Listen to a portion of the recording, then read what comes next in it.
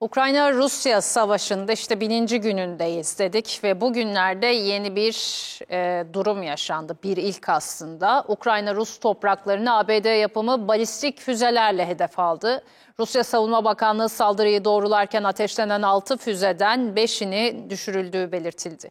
Bir füzenin ise hasar alarak askeri tesis bölgesinde düştüğü açıklandı.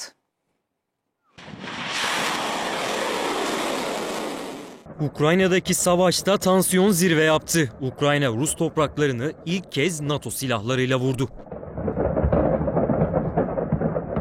Açıklama Rusya Savunma Bakanlığı'ndan yapıldı. Ukrayna sınırdaki Biryansk bölgesine ABD yapımı uzun menzilli balistik füzelerle saldırdı. Ateşlenen 6 füzeden 5'inin S-400 hava savunma sistemleri tarafından düşürüldüğü, hasar alan son füzenin de bir askeri tesisin bulunduğu alana düştüğü belirtildi. Füzenin düştüğü noktada yangın çıktı. Saldırıda hayatını kaybeden olmadı. ABD merkezli Bloomberg kanalı Rusya'nın açıklamasından saatler önce Ukrayna'nın Rusya'da bir askeri tesise Atakams füzeleriyle saldırdığını ileri sürmüştü. Rusya'nın Ukrayna saldırısına vereceği tepki endişe yaratıyor. Çünkü Rusya Devlet Başkanı Vladimir Putin, Rusya'nın yeni nükleer doktrinini imzalayarak resmen yürürlüğe soktu. O doktrin kapsamında Rusya'nın nükleer silah kullanım koşulları genişledi. Buna göre Ukrayna gibi nükleer silahı olmayan bir ülke, ABD gibi nükleer güce sahip bir ülkeyle ittifak yapıp Rusya'ya saldırırsa, Rusya bunu ortak saldırı olarak değerlendirecek ve cevap olarak nükleer silah kullanabilecek.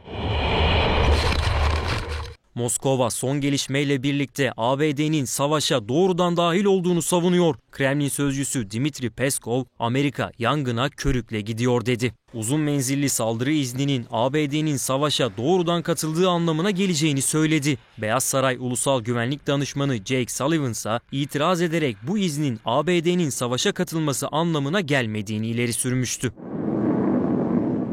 Peki Ukrayna'daki savaşı müzakere yoluyla bitirmek isteyen Donald Trump, Amerikan silahlarıyla Rusya'nın vurulmasına izin verilmesi hakkında ne düşünüyor? Beyaz Saray'a geri dönmek için gün sayan Trump'tan henüz açıklama gelmedi. Trump'ın güvenlik danışmanı olarak seçtiği Mike Waltz ise Biden'ı eleştirdi. Waltz, bu karar gerilim merdiveninde bir adım daha yukarı çıkmak anlamına geliyor ve bunun nereye varacağını kimse bilmiyor dedi.